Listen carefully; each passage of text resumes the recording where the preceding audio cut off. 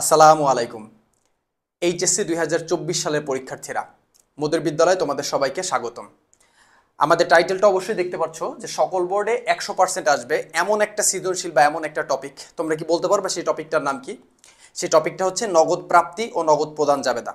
তুমি যদি এইচএসসি পরীক্ষার্থী হও, যে সালেরই হও না কেন, বিশেষ করে 2024 সালের পরীক্ষার্থী যদি হও, যাদের আগামীকাল সকালবেলা 10টার সময় পরীক্ষা, তো তোমরা এই নগদ প্রাপ্তি প্রদান আমাদের সঙ্গে এই জাস্ট সামনের কয়েকটা মিনিট যদি একটু থাকো, একটু যদি তুমি ওয়েট করতে পারো, এই সৃজনশীলটা আমি সলভ করলে তোমার নগদ প্রাপ্তি প্রদানের A to Z রিভিশন হয়ে যাবে এবং তুমি 100% পরীক্ষায় এই টপিকটা কমন পাবে। এবং যদি কম পাও তাহলে 8 মার্ক, আর যদি বেশি পাও ন্যূনতম 10 মার্ক প্রশ্ন তুমি এখান থেকে কমন পাবাই পাবা। ওকে, তো খুবই গুরুত্বপূর্ণ টপিক, বুঝতে পারছো। এবং যেহেতু তোমরা 24 সালের পরীক্ষার্থী, তোমাদের জন্য আমি 23 সালের প্রশ্ন অ্যাজ ইউজুয়াল বেছে নিয়েছি, কারণ 23 সালের প্রশ্নটাই ঘুরাই পেঁচায় ওই নিয়মের বা ওই টপিকগুলোই তোমাদের 2024 সালের পরীক্ষায় আসবে। তো আমরা পুরো অঙ্ক পড়ার সময় পড়বো, এখন আর পড়লাম না। প্রশ্নের ক দাগে বলেছে নগদ বাট্টার পরিমাণ নির্ণয় করো। খ দাগে বলেছে অর্ণব ট্রেডার্সের নগদ প্রাপ্তি জাবেদা প্রস্তুত করো। আমরা জানি নগদ প্রাপ্তি মানে ক্যাশ রিসিপ্ট জার্নাল, মানে যেটা একটা বিশেষ জাবেদা। এবং গ দাগে বলেছে অর্ণব ট্রেডার্সের নগদ প্রদান জাবেদা প্রস্তুত করো। এই সৃজনশীলটা আমি বেছে নিচ্ছি এই কারণে, বিকজ এখানে আমাদের এই যে নগদ প্রাপ্তি এবং নগদ প্রদান জাবেদা প্রস্তুত করতে বসে, এই দুইটা টপিক করব, এই জন্য আমরা এই সৃজনশীলটা বেছে নিছি।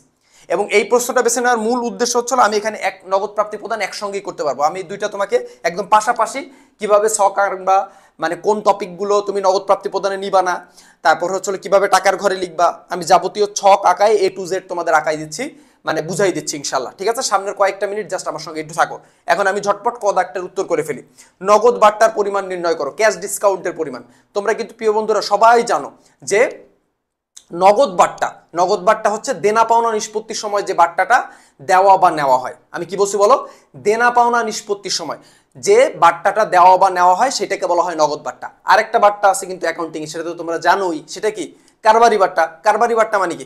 ক্রয় বিক্রয়ের সময় যে বাট্টা, সেটা কিন্তু কারবারি বাট্টা। প্রিয় বন্ধুরা, এখানে কিন্তু কারবারি বাট্টার কথা বলে নাই, এখানে বলছে কি বাট্টার কথা? নগদ বাট্টার কথা, মানে দেনা পাওনা নিষ্পত্তির সময় যে বাট্টা। তো চলো, এর জন্য আমাদের যে ছকটা লাগবে ঝটপট আমি একটু এঁকে ফেলি।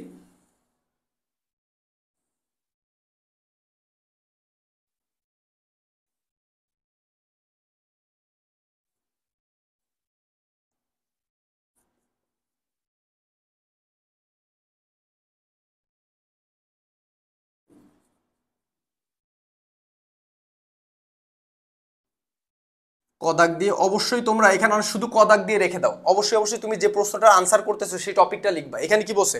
নগদ বাট্টার পরিমাণ। অবশ্যই তুমি এখানে লিখবা নগদ বাট্টার পরিমাণ নির্ণয়। ওকে, আচ্ছা, নগদ বাট্টা মানে আমি আগেই বলছি দেনা পাওনা নিষ্পত্তির সময় যে বাট্টা। তো আমরা দেখতেই পাচ্ছি 7 জুলাই মাসের 7 তারিখে বসে তাজুল ইসলামের নিকট হতে 10% বাট্টায় 6,000 টাকার পণ্য ক্রয় করা হলো। তাহলে এটা বোঝা যাচ্ছে এটা কারবারি বাট্টা, যেহেতু ক্রয়ের সঙ্গে যে বাট্টা, দেখো এখানে কিন্তু ক্রয়ের কথা বলছে, তাহলে ক্রয়ের সঙ্গে যে বাট্টা সেটা হলো কারবারি বাট্টা। তাহলে এখানে বসে নগদ বাট্টা, তার মানে এটা আসবে না। এবার যদি আমরা আরেকটু খেয়াল করি, দেখো 12 তারিখ কি বসে 5% বাট্টায় 4,000 টাকার দেনা পরিশোধ করা হলো। তাহলে দেখো 5% বাট্টায় 4,000 টাকার দেনা পরিশোধ করলো। এই যে দেনা, আমি কি বলছি? দেনা পাওনা নিষ্পত্তির যে বাট্টাটা সেটাই হচ্ছে কি বাট্টা? নগদ বাট্টা। তাহলে এই 5% হচ্ছে অবশ্যই কি বাট্টা বলো? নগদ বাট্টা।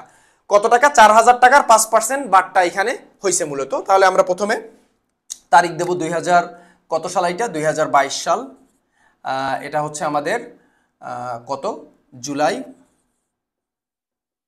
12। ঠিক আছে, আচ্ছা দেখো এখানে একটা খেয়াল রাখবা, আমরা যখন দেনা পরিশোধ করি তখন আমরা বাট্টা পাই। ঠিক আছে, আমরা বাট্টা পাই, মানে আমরা যখন কাউকে টাকা প্রদান করি, মানে টাকাটা পরিশোধ করি, তখন আমরা বাট্টা পাই। আর আমরা যখন কারো কাছ থেকে টাকা আদায় করি তখন আমরা তাদেরকে বাট্টা প্রদান করি। সিম্পল কথা, আমরা যখন কারো কাছ থেকে টাকা পাই তখন আমরা তাকে বাট্টা প্রদান করি, আর আমরা যখন কাউকে টাকা দেই বা প্রদান করি তখন আমরা বাট্টা পেয়ে থাকি। তাহলে এখানে যেহেতু দেনাটা পরিশোধ করছে, পরিশোধ মানে কি? তুমি প্রদান করছো, তার মানে এখানে তুমি বাট্টাটা পাইছো। তাহলে এটাকে তুমি অবশ্যই প্রাপ্ত বাট্টা লিখবা। প্রাপ্ত বাট্টা কত টাকা? 4,000 টাকার 5%। তাহলে লিখলাম 4,000-এর 5% করলে হয় 200 টাকা। ওকে, এরপরে যদি আমরা একটু খেয়াল করি 20 তারিখে কি বলছে? সেলিনার নিকট হতে 7,500 টাকার পূর্ণ নিষ্পত্তিতে ঠিক আছে, ফুল সেটেলমেন্ট পূর্ণ নিষ্পত্তিতে 7,200 টাকা পাওয়া গেল। তাহলে দেখো তুমি কিন্তু ওর কাছে পাইতা 7,500 টাকা, আর সেখানে তুমি কম পাইলে কত, 7,200 টাকা তুমি পাওয়া গেল। তার মানে তুমি এখানে 7,500 টাকা এই সেলিনার কাছে পাইতা, সেখান থেকে তুমি 7,200 টাকা পাইলা। তার মানে তুমি এখানে কিন্তু 300 টাকা বাট্টা হয়েছে, কারণ 7,500 টাকা তুমি পাইলে কত, 7,200 টাকা। তার মানে এখানে তুমি যেহেতু টাকাটা পেয়েছো, তার মানে এখানে তুমি বাট্টাটা প্রদান করছো। তাহলে 28 তারিখ, এই যে তুমি এখানে টাকাটা কি পাইছো, এই যে টাকা পাওয়া গেল, টাকা পাওয়া গেল, তার মানে তুমি টাকা পাইছো। আমরা কি জানি, টাকা পাইলে বাট্টা আমরা দেই, তাহলে আমরা এখানে লিখবো প্রদত্ত বাট্টা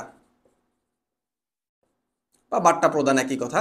আচ্ছা, প্রদত্ত বাট্টা কত টাকা, আমি এখানে ছাড় হয়েছে কয় টাকা, আমি পাইতাম কত সেলিনার কাছে, 7,500 টাকা।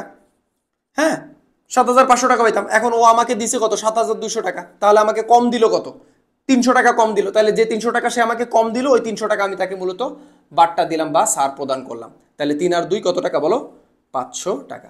এটাই হচ্ছে আমাদের ক দাগের উত্তর। আই হোপ তোমরা বুঝতে পারছো। তারপর যদি বুঝতে অসুবিধা হয় কমেন্টে ঝটপট লিখো, আমি তোমাদের বুঝাই দিচ্ছি। এবার খদাগে বলছে অর্ণব ট্রেডার্সের নগদ প্রাপ্তি জাবেদা এবং নগদ প্রদান জাবেদা। আমি আগেই বলছি নগদ প্রাপ্তি প্রদান কিন্তু একটা বিশেষ জাবেদা, তো এই দুইটা আমি একসঙ্গে মানে তোমাদের পাশাপাশি করাই দিচ্ছি, একটু দেখো ঝটপট। আর নগদ প্রাপ্তি প্রদানের ছকটা নিয়ে তোমাদের একটু প্রবলেম হয়, তোমরা ছকটা নিয়ে অনেক সময় কনফিউজ হয়ে যাও যে ছকটা কিভাবে হবে। খুবই সিম্পল, যেহেতু এটা আসবেই সেহেতু এটা একটু কষ্ট করে একটু শেখো। দেখো, তো প্রথমে তুমি খদাগ দিবা, খদাক দিয়ে প্রথমে প্রতিষ্ঠানের নাম লিখবা। প্রতিষ্ঠানের নাম কি, অর্ণব ট্রেডার্স। ওকে, তাহলে লিখলাম অর্ণব ট্রেডার্সের, আমরা প্রথমে করতেছি খদাকে নগদ প্রাপ্তি জাবেদা, তাহলে লিখলাম নগদ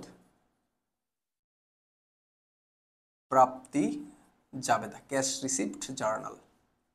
ওকে, আচ্ছা, তো এটার ছকটা কেমন হবে তোমরা সবাই জানো, সেটা হচ্ছে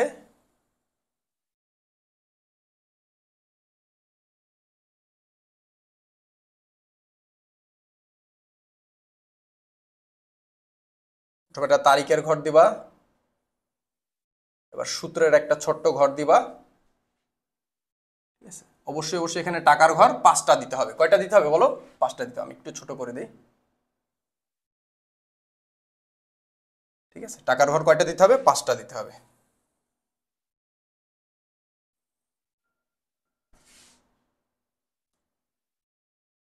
ওকে, তো এখানে আমরা এবার 5টা টাকার ঘর দিব। ঠিক আছে, 1 2 3 4 5। ওকে, আলহামদুলিল্লাহ, 1 2 3 4 5। ওকে, আচ্ছা, এবার আমাদের এর ভিতরে এলিমেন্টস গুলো লিখতে হবে। তো এটার প্রথমে আমরা এখানে লিখতে পারি তারিখ। আচ্ছা, যেহেতু নগদ প্রাপ্তি জাবেদা আসবে, সো এখানে ক্রেডিট হিসাব খাতা আসবে, ক্রেডিট।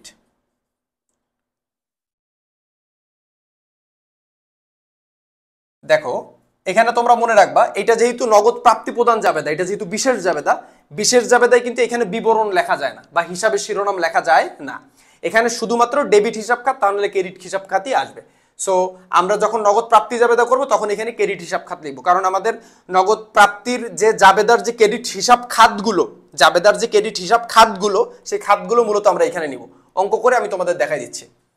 এবার এখানে অবশ্যই অবশ্যই সূত্র আসবে। এখন কোশ্চেন হচ্ছে, যেহেতু নগদ প্রাপ্তি মানে টাকা আসবে, সো এখানে নগদটাকে আমরা অবশ্যই অবশ্যই কি করে ফেলবো বলো, ডেবিট করে ফেলবো। ওকে, আচ্ছা, এরপর আমরা একটা ঘর টাকা মানে একটা ঘর ফাঁকা দিয়ে এরপরে আমরা লিখবো, দেখো নগদ টাকা আসে কিসের কারণে, পণ্য বিক্রয় করলে। সব থেকে বেশি নগদ টাকা আসে পণ্য বিক্রয় করলে, তাহলে বিক্রয়টাকে ক্রেডিট করে দিব। এরপরে টাকা আসে কার কাছ থেকে, প্রাপ্য হিসাব বা দেনাদারের কাছ থেকে, তাহলে প্রাপ্য হিসাব, কারণ আমরা যাদের কাছে টাকা পাবো সে তো আমাদের যখন টাকা দিবে তখন আমাদের টাকা আসবে। সো এটা এখন এই দুটার কি মেইন, আমাদের এই দুটা খাত থেকে টাকা আসে। এছাড়াও কিন্তু আরো অনেক ছোটখাটো খাত থেকে টাকা আসে, যেমন আমরা কমিশন পেতে পারি, বিনিয়োগের সুদ পেতে পারি, শিক্ষানবী স্যালামি পেতে পারি। তো ওই বাকি সব আয়গুলোর জন্য আমরা এখানে অন্যান্য হিসাবটাকে ক্রেডিট করে দেবো। তাহলে এখানে কিন্তু 3টা ক্রেডিট হলো, বিক্রয় ক্রেডিট, প্রাপ্য হিসাব ক্রেডিট, আর একটা হলো অন্যান্য হিসাব ক্রেডিট। এখন দেখো, এই প্রাপ্য হিসাবের কাছ থেকে যখন আমরা টাকা আদায় করি তখন আমরা কি করি, বাট্টা প্রদান করি, কারণ আমরা তো সিম্পল জানি টাকা আসবে শ্যাও করে, বাট্টা শ্যাও করে দিয়ে দিতে হবে। ঠিক আছে, আর টাকা যখন শ্যাও করে প্রদান করব তখন বাট্টা শ্যাও করে চলে আসবে, উল্টা। এই বুঝতে পারতেছো, টাকা গেল বাট্টা আসলো, টাকা আসলো বাট্টা গেল। ওকে, আচ্ছা। সো আমরা প্রাপ্য হিসাবের কাছে টাকা পাই, তার মানে এখন আমরা বাট্টা দিব, তার মানে এখানে লিখবো প্রদত্ত বাট্টা। প্রদত্ত বাট্টা ডেবিট, বাট্টা দিলে খরচ হয়, সো ডেবিট। এখানে দুইটা ডেবিট আর 3টা ক্রেডিট। ওকে, এইটা ছিল আমাদের। আর এবং এই বাট্টাটা কিন্তু অবশ্যই প্রিয় বন্ধুরা নগদ বাট্টা, একটু মনে রাখো কেমন। আচ্ছা, সো এটা হলো আমাদের নগদ প্রাপ্তি জাবেদা। সিমিলার ওয়েতে আমরা নিচে নগদ প্রদান জাবেদার ছকটা টানবো।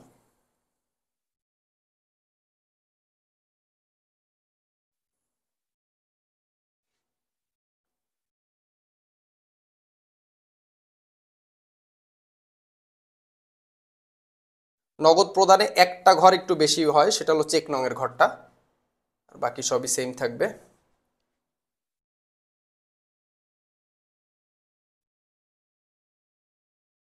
ওকে, টাকার ঘর 5টা, 1 2 3 4 5, একটু ছোট ছোট হয়ে গেল।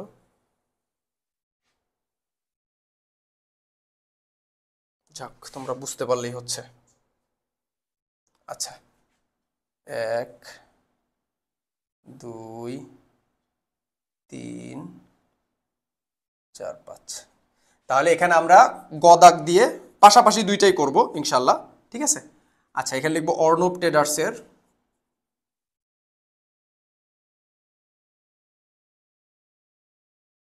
নগদ প্রদান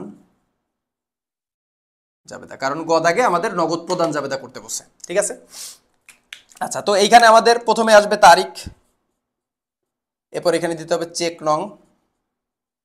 এই ঘরটা যদি চেক নম্বর থাকে দিবা। সো এখানে ক্রেডিট হিসাব খাত লিখছো, এখানে অবশ্যই অবশ্যই ডেবিট হিসাব খাতটাই লিখবা।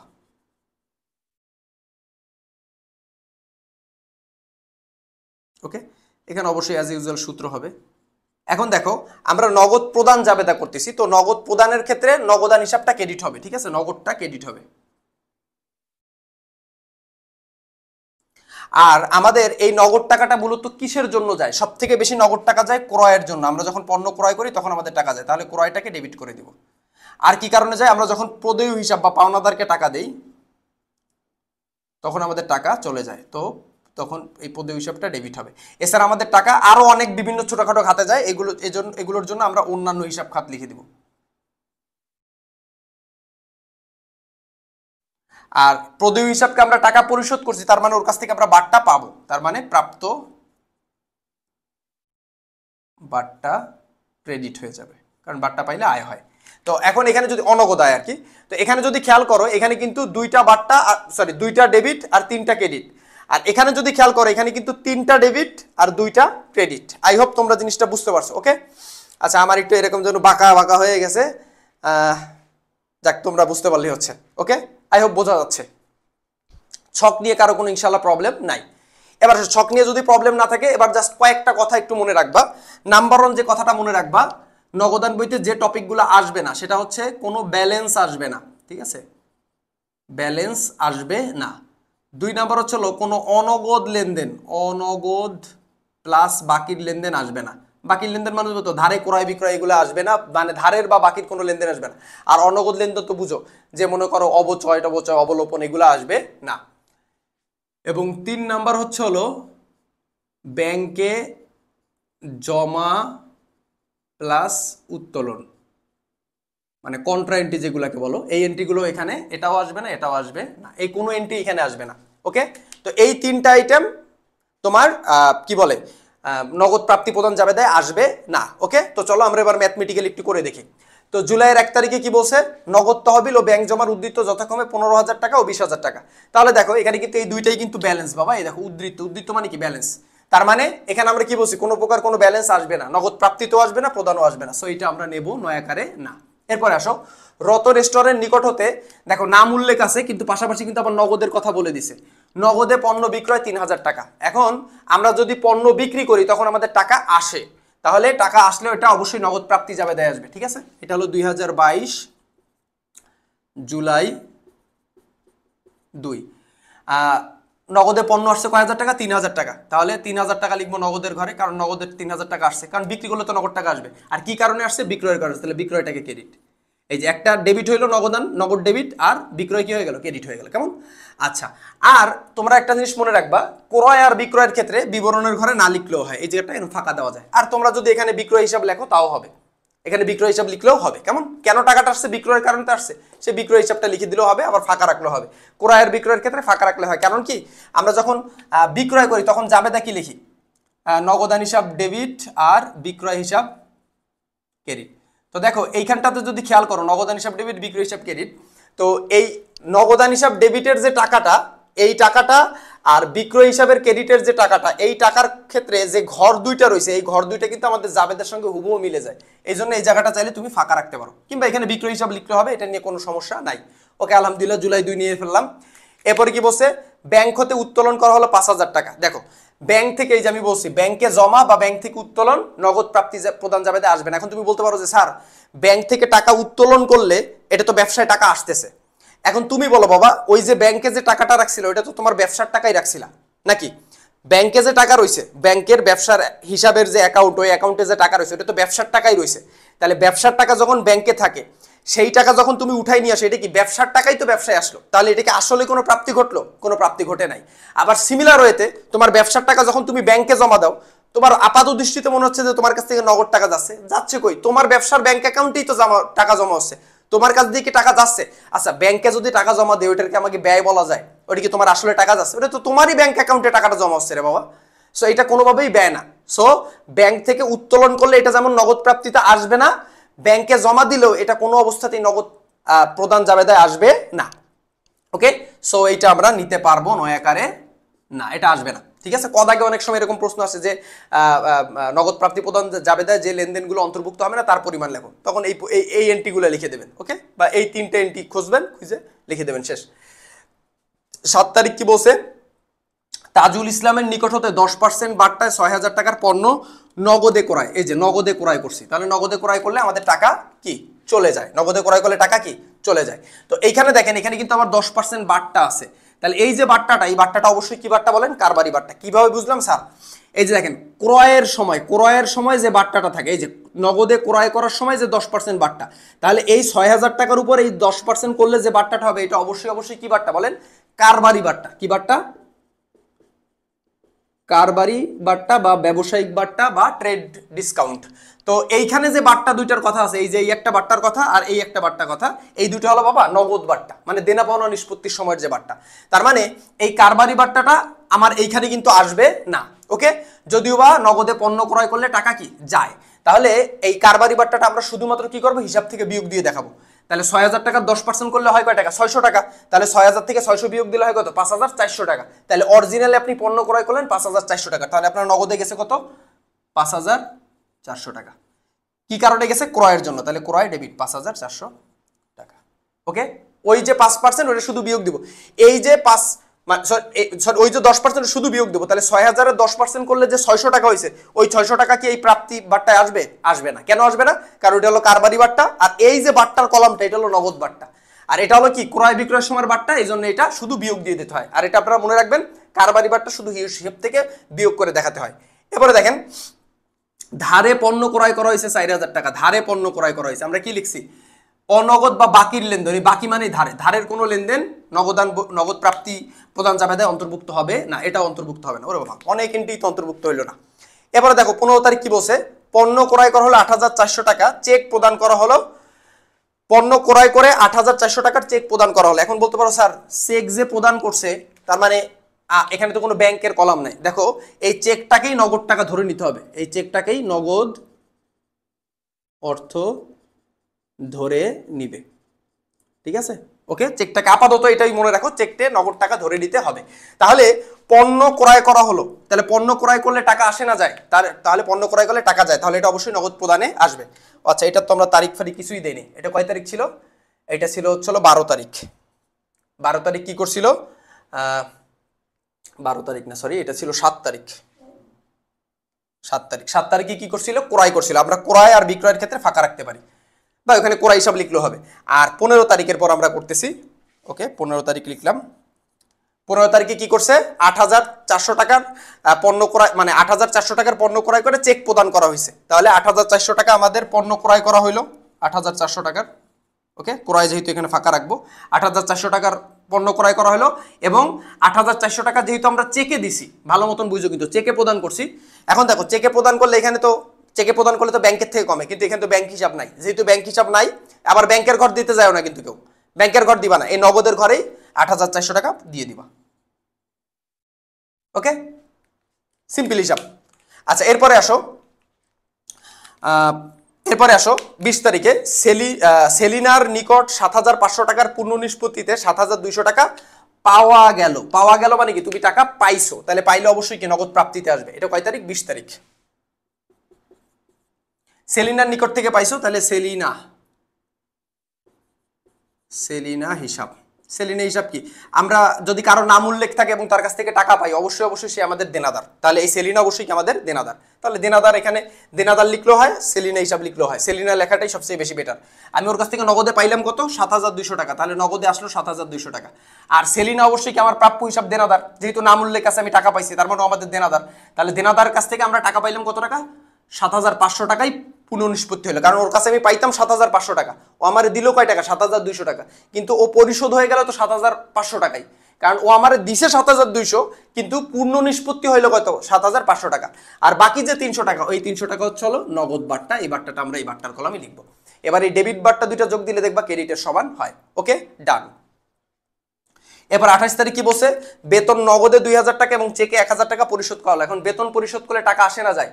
তোমার কর্মচারীদের যখন তুমি বেতন দাও, তোমার টাকা কি চলে যায় না? সেটা নগদ প্রদানে আসবে। এটা কয় তারিখ? 28 তারিখ। কি হিসাব? বেতন হিসাব।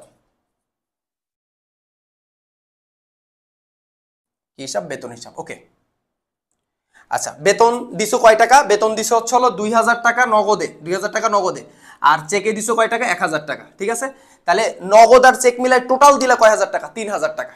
টোটাল দিলা 3,000 টাকা। ঠিক আছে, তাহলে তোমার নগদ মানে বেতন গেল 3,000 টাকা অন্যান্য হিসাবের ঘরে, আর নগদে তো 3,000 টাকা চলেই গেল তোমার।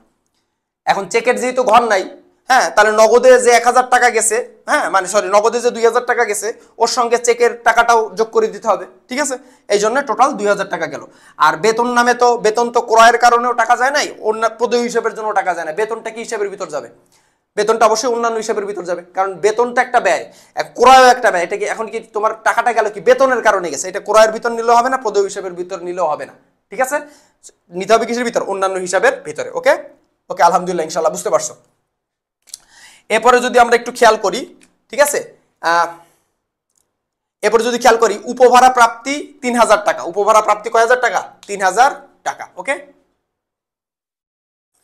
আচ্ছা উপভাড়া যদি প্রাপ্তি হয়, টাকা যায় না আসে, উপভাড়া যদি প্রাপ্তি হয়, উপভাড়া মানে কি? সাবলেট, যে তুমি একটা রুম ভাড়া দিয়ে দিছো, তোমার 2টা রুমে ভাড়া নিছো, একটা রুম তোমার এক্সট্রা হয়ে গেছে, ওই রুমটা তুমি ভাড়া দিছো একজনের, ওইখান থেকে তুমি টাকা পাইছো, তাহলে উপভাড়া প্রাপ্তি হলে টাকা আসে।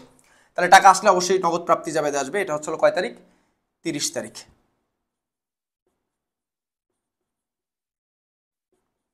প্রাপ্ত উপভাড়া নগদ আসছে কয় হাজার টাকা? নগদের ঘরে লিখবো 3,000 টাকা।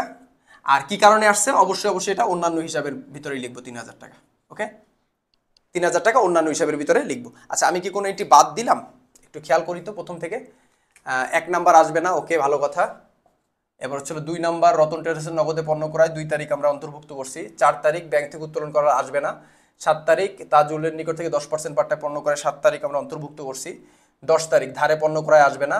ওকে, 12 তারিখ 5% পাট্টায় 4,000 টাকার দেনা পরিশোধ। 12 তারিখ কোথায়? 5% বাট্টায় 4,000 টাকার দেনা পরিশোধ। দেখো এটা আমরা অন্তর্ভুক্ত করতে ভুলে গেছি, দেখছো কত বড় মিস্টেক। ঠিক আছে, 5% বাট্টায় 4,000 টাকার দেনা আমরা পরিশোধ করছি। ঠিক আছে, তাহলে 5% বাট্টায় 4,000 টাকার যদি আমরা দেনা পরিশোধ করি, তাহলে আমাদের টাকা আসছে না গেছে? আমাদের টাকা চলে গেছে। তাহলে এটা অবশ্যই নগদ কোথায় আসবে? প্রদানে আসবে। ঠিক আছে, এটা হলো কয় তারিখ? 12 তারিখ। তাহলে 12 তারিখ অবশ্যই এখানে অন্তর্ভুক্ত করতে হবে। আবার 12 তারিখ লাস্টে দিয়ে দিলে কিন্তু হবে না বাবা, 12 তারিখ এর ভিতরেই অন্তর্ভুক্ত করে দিতে হবে। কেমন? আচ্ছা, কারণ 7-এর পরে 12, 12-র পরে 15, 15-র পরে 28, কারণ এই 15-র পরে 12 দেওয়া যাবে না, 28-এর পরে 12 দেওয়া যাবে না, ভুল হয়ে যাবে। ঠিক আছে, তাহলে এটা এর ভিতরেই দিতে হবে। ঠিক আছে, আচ্ছা এখানে কি 12 তারিখ কি বলছে? 5% বাট্টায় 4,000 টাকার পণ্য, 4,000 টাকার দেনা পরিশোধ করা হয়েছে। তাহলে 4,000-এ 5% করলে হয় কত? 200 টাকা। তাহলে এই 200 টাকা বাদে বাকি টাকাটা আমরা পরিশোধ করে দিছি। তাহলে 3,800 টাকা আমরা নগদে পরিশোধ করছি। তাহলে 3,800 টাকা এখানে লিখতে হবে। 3,800 টাকা, একটু গাদায় গাদায় লিখলাম, বুঝা নিও তোমরা, ঠিক আছে। আর পদেয় হিসাব ছিল কয় টাকার, পুরোপুরি পদেয় হিসাব ছিল কয় টাকার, 4,000 টাকা, তাহলে ওটা 4,000 টাকাই হ্রাস পাবে, এই যে 4,000 টাকা, ঠিক আছে। এটা হলো দ্বিতীয় লাইনে, ওকে। আর এখানে বাট্টা কয় টাকা, তাহলে বাট্টা যেহেতু 5% করলে হয় কত, 200 টাকা, তাহলে এখানে হলো 200 টাকা। তার মানে ব্যাপারটা কি দাঁড়ালো, 12 তারিখে, 7-এর পরে 12 তারিখে 4,000 টাকা পদবী হিসাবের ঘরে আসছে, 3,800 টাকা নগদের হিসাবে আসছে, আর 200 টাকা হচ্ছে হলো বাট্টার ঘরে আসছে। এবার আমাদের ব্যালেন্সিং করতে হবে বা যোগ বিয়োগ করতে হবে। আই হোপ সবগুলা আমি নিয়ে নিছি, কেমন যেন একটু মিসিং মিসিং মনে হচ্ছিল। আচ্ছা, এবার জাস্ট আমাদের একটু যোগ দিতে হবে, তো যেগুলো সহজ সহজ আছে একটু যোগ দিয়ে দিই। 300, 3,000, 7,500, 3,000, 3 দুগুণে 6, 6 দুগুণে 12, 13,200।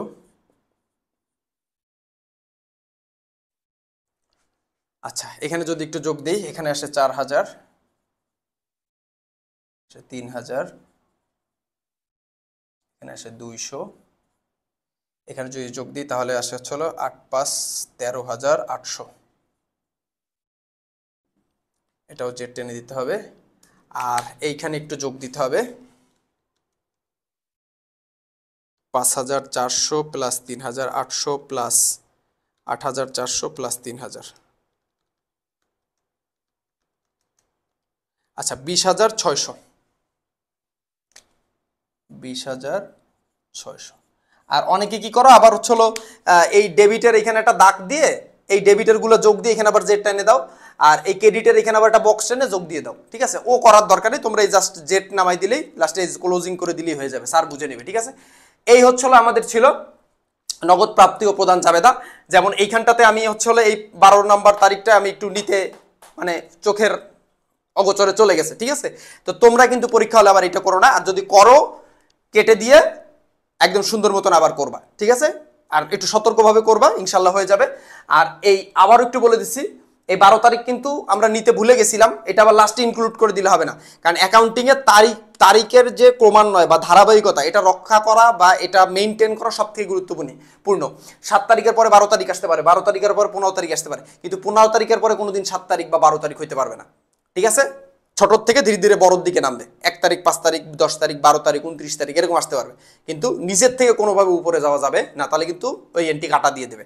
তুমি যদি এই 12 তারিখ কোনোভাবে উল্টাপাল্টা কোনো জায়গায় লেখো কেটে দিবে, কারণ 7-এর পরে 12ই আসবে যদি আসে, ঠিক আছে। আই হোপ এইটা ছিল তোমাদের 10 মার্কের একটা গাইডলাইন ভিডিও, একটু লম্বা ভিডিও হয়ে গেল, কারণ আমি একটা ক্লাসের ভিতরে আমি তোমাদের বুঝিয়ে দেওয়ার চেষ্টা করছি। এটা ছিল তোমাদের নগদ প্রাপ্তি ও প্রদান জাবেদা। ইনশাল্লাহ তোমরা যারা আগামীকাল পরীক্ষা দিচ্ছ 100% পরীক্ষা হলে গেলে এই নগদ প্রাপ্তি প্রদান জাবেদা তোমরা পাবে। একটু পরে আমি ইউটিউবে লাইভে তোমাদের আর্থিক বিবরণী ক্লাস নিয়ে আসছি, হিসাব বিজ্ঞান প্রথম পত্রের 9ম অধ্যায়। Wish all the very best. আসসালামু আলাইকুম।